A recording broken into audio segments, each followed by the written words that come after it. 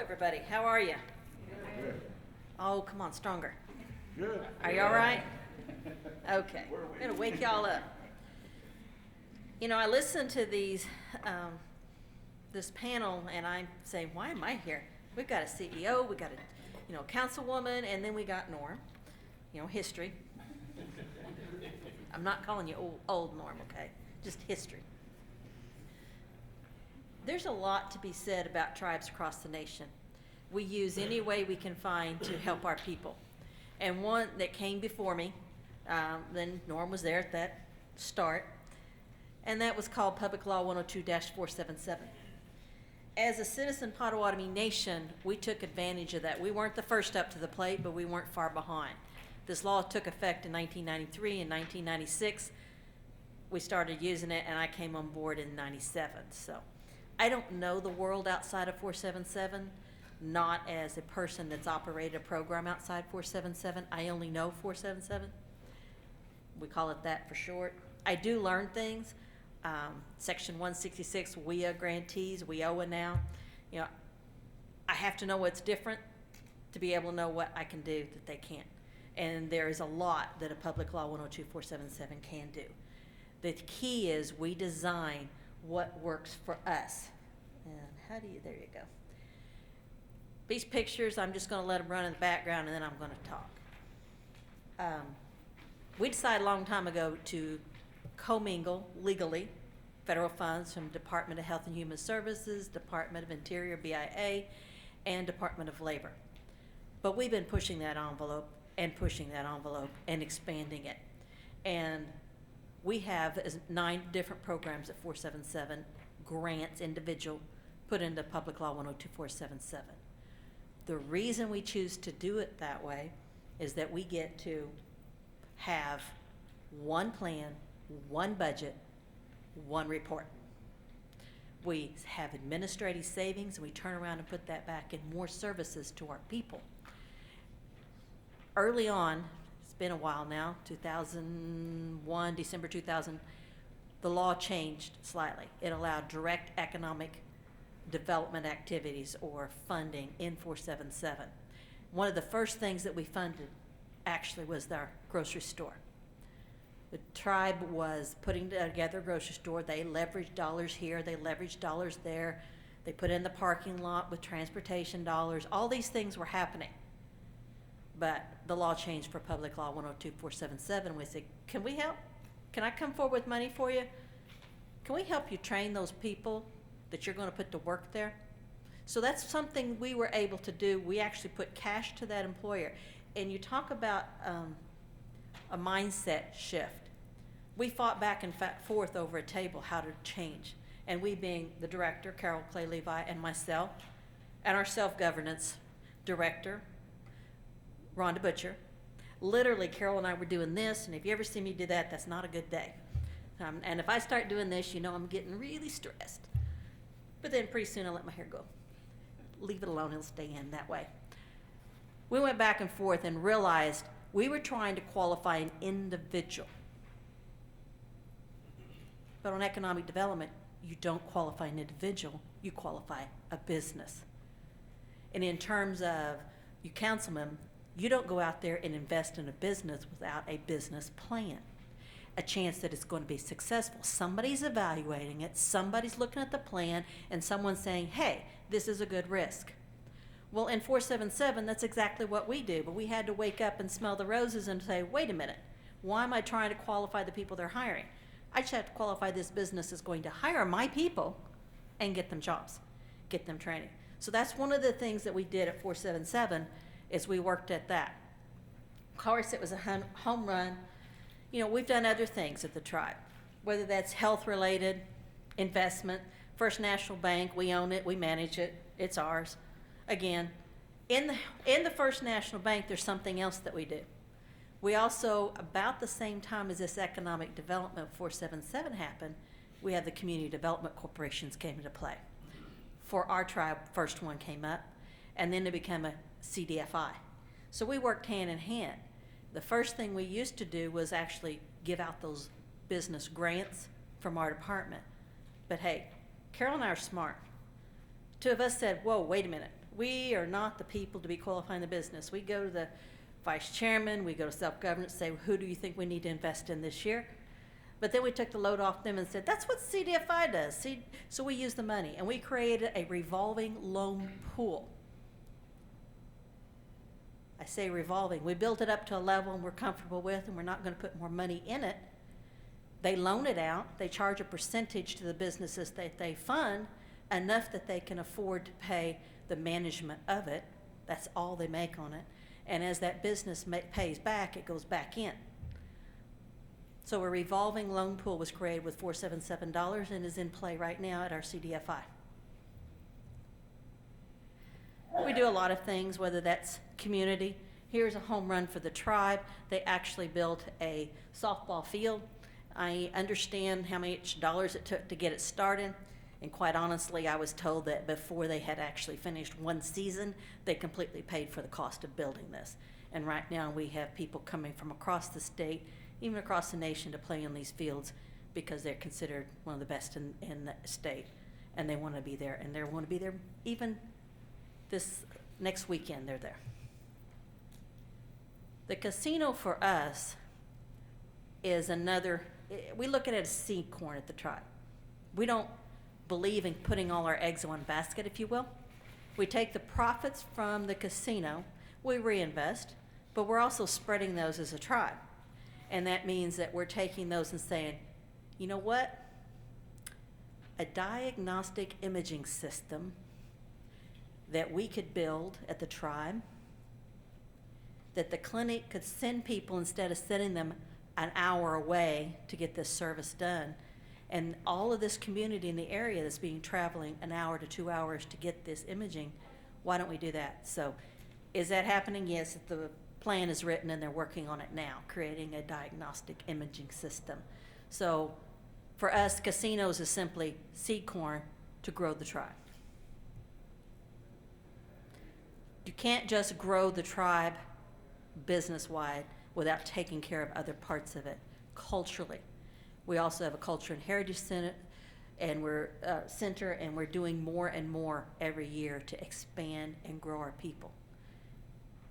When you have a tribal membership that's approaching 31,000, and they're scattered across the world, 15,000 approximately in the state of Oklahoma, you have to have representation outside of that, and you have to have a way of reaching them. At least we feel we do. So our legislative body actually is not just in Oklahoma or even in our former reservation area. We have representation across the nation. Yes, it is slated where half the people are in Oklahoma, half the representation is in Oklahoma, but the rest, we actually have legislators from California, from Washington, D.C., all across the U.S. Part of what we do is also looking at how to reach them. We do that through language. We actually have language courses that are online, and any tribal member, for that matter, is not limited to tribal members. You can sign on to the website and you can learn Potawatomi. I talked about economic development projects of the 477 plan. The second one that we did was not just the grocery store, it was also our farm. Our tribe has been repurchasing former reservation land. Over 1,400 acres are in farmland, and we actually helped work with the farmland on that. It's a very small in terms of staff, a lot of acreage. You're only talking about 2 people working all that 1,400 acres, and then seasonal people as needed. As you are developing, we ran into some problems. And one of those problems we ran into was the city of Shawnee didn't want to cross the river and give us services. So we started working. We found a failing rural water, and we bought them.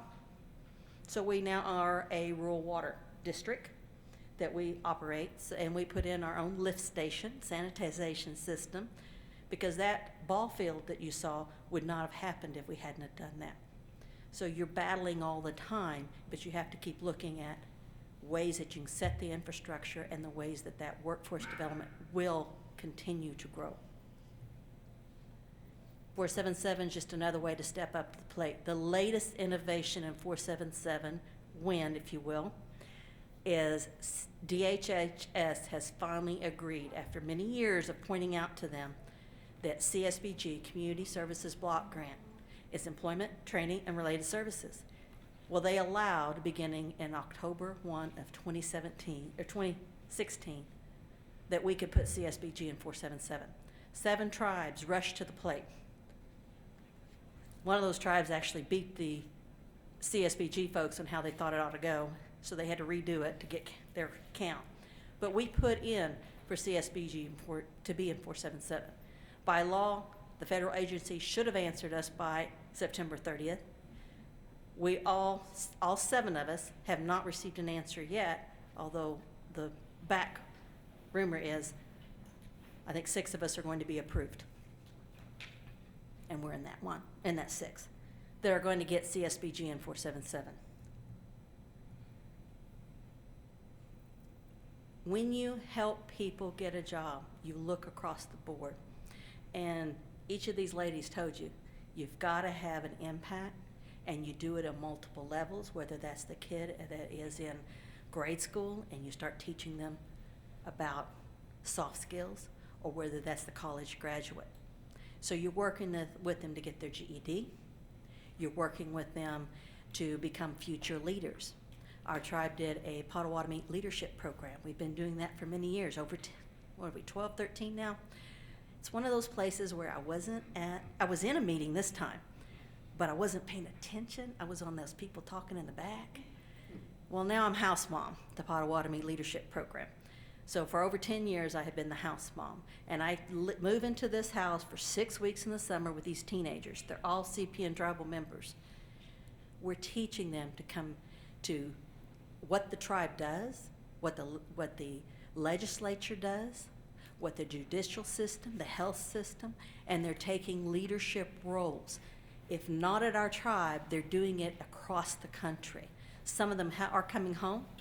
Our newest innovation, and I forgot to tell you about this one, Ian, we started an internship program that anyone can apply to.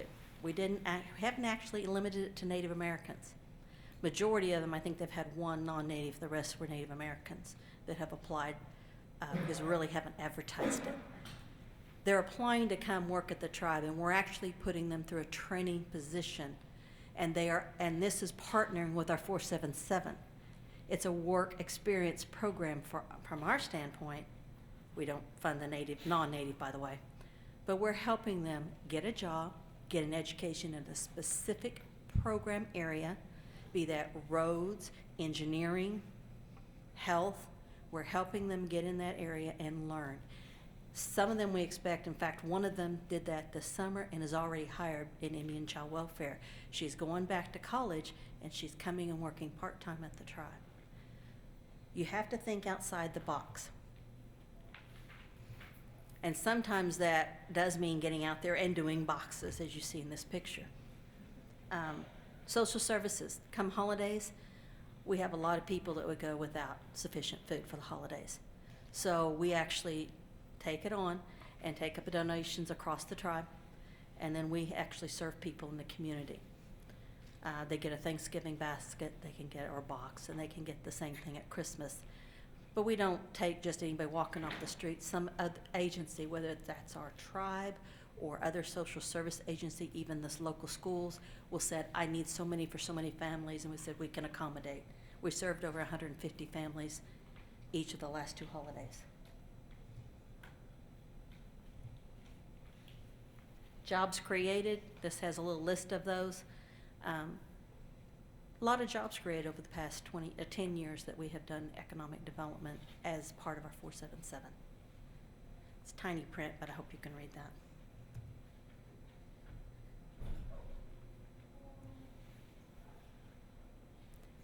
Glasgow Paving, I want to point that one out. He started as a general assistance client. He actually has lost his leg, and he fell and broke the bone where he had to attach his leg, where he had to use that, and he had to withdraw from the apprenticeship program he was in until it healed, so he was a GA client for us. He told us what his ultimate goal and what he wanted to do when he finished the apprenticeship. We sent him to the Community Development Corporation. The Community Development Corporation helped him put together a plan, build his credit, And when he finished the internship program, or had and completed and became a heavy equipment operator, they helped set him up in business. Now we actually have contracted him for services to work at the tribe.